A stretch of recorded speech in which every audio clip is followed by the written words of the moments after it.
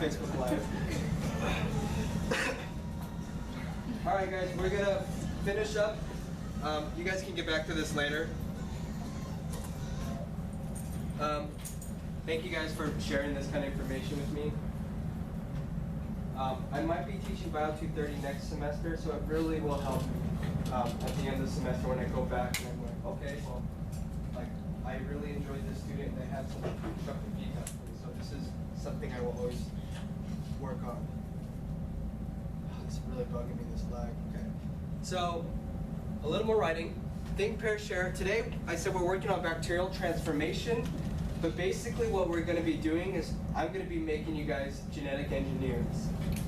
And so there's a lot of stigma on that, connected to that word. There's a lot of uncertainty connected to that word. So I really want you guys to think about this question and answer it on your piece of paper. If you guys have any questions, think about it for a couple minutes.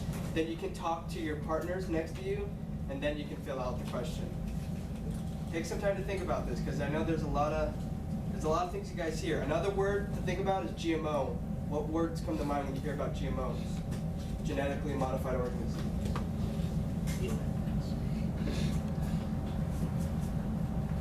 Negative, split the other half. Just out of curiosity, raise your hand. I won't judge you, because we've got a lot to learn. How many people have positive feelings about GMOs? Raise your hand. Okay. So we're not quite representative of this. How about mixed or neutral? Wow, okay. Cool. Negative? Negative? Don't be shy. There's nothing wrong with, I mean, I would say if you watch the news about genetic engineering, this is the only opinion you would have, right? If you only watch the news and believe everything the public press said, of course you would have negative opinions about it, because popular media is very, very opinionated on this subject. Okay, so let's talk about what they are. Respond. Okay, so let's take some examples. Most of you guys were talking about food, right? And I think this is a huge misconception that GMOs are just food. Look at all this stuff that isn't food, that is a genetically modified organism. I'll talk about a couple of these. Does anyone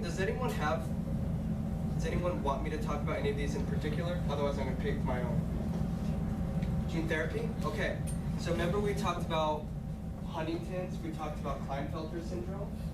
There's ways you can insert, like what we're doing today, you can insert transgenic genes into people, hoping that you reverse some mutation, right? So if someone has a mutated Huntington's gene, there's the potential to insert a functional Huntington's gene into that person and reverse that disorder. So that's what gene therapy is. You're taking, the word is exogenous, but like outside foreign genes and inserting it, hoping that the host will accept it. So you're inserting Huntington's. Hey, come on in.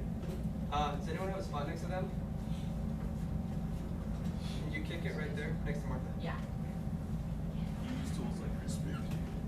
CRISPR is a DNA sequencer, and then it's able to the sequencing potential of CRISPR, but it does have some potential gene therapy utilization.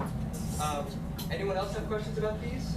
So, and this is, we're going to actually be inserting a foreign plasmid today into our bacteria, hoping that this plasmid can be incorporated into the organism and they can use whatever information that we're sending to them.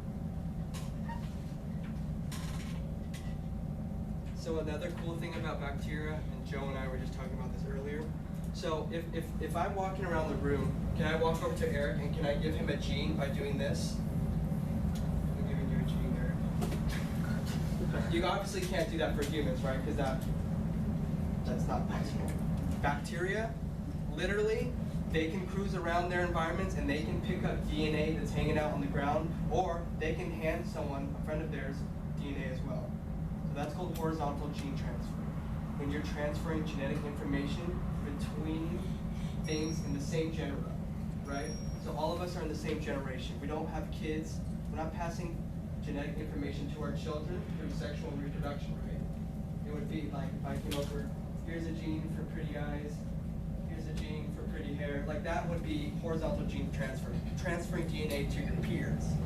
But bacteria can do that, and that's actually why they're able to be so antibiotic resistant, right? So if an antibiotic resistant gene is present in this bacteria, all it has to do is walk around its culture and be like, you're resistant, you're resistant, you're resistant, you're resistant. And that's scary. That's really scary. Does anyone have any questions? This is a lot of information, and you'll be able to utilize it all today. I promise you. You'll be working on this at a lab level today. Okay, so the process that we're doing today is called transformation. And so, like I said, we're going to be inserting foreign DNA into a bacteria, hoping that it incorporates that foreign DNA into itself and then transcribes the gene product. So basically, let's make that a lot easier. We're going to say this is our bacteria today. All right, guys, so listen up. If you face this pointing part out towards you, you've got numbers there, right? So like I said, this is a P1000, which means 1,000 microliters is the maximum. That top box should only ever be a 1. Because that's the biggest value that you're going to be pipetting, okay? So on a P1000, the top box represents the thousands, right? The next box represents the hundreds. The box below that, the tens. And then our ones are that little tiny check marks we see, okay? So for example, if you wanted to pipette 200 microliters on a P1000, you would go 0 to 0, okay? On a P200, since the 200 is the maximum value, that means the top is the 100, the middle is the tens, the bottom is the ones. So on P200, if you wanted to do 10, you would do 0, 1, 0. Okay? So I want you guys to practice pipetting different amounts of volumes between all of you, okay? So maybe quiz each other to be like, okay, I want you to pipette 50 microliters and then quiz them. Make sure that they're calculating, taking this into account. The other thing is, there's different ways of dispensing a pipette, okay? So what you're gonna do first is, before you go into your liquid, you're gonna press down to the first stop. So has everyone touched one of these so far? Okay, if you haven't grabbed one, pass it around. I want you guys to all push down. You see how there's two different points in which you can stop? So before you go into the liquid, you're gonna push down to the first stop. Then you're gonna put your pipette into the liquid. You're gonna suck it up, which means you're gonna release. And then to dispense, you're gonna push down to the second stop. Does that make sense? So you're gonna go from push down to the first stop, insert, draw up slowly. One of the most important things is to not go too fast. Because if you go really fast in pipetting, you're gonna suck up bubbles, and then your volume will be off. So first stop, liquid, just slowly, and then you can dispense to the second stop. Now quiz people next to you. Let's go around and just watch people pipette. This is a good way to practice. Where was this?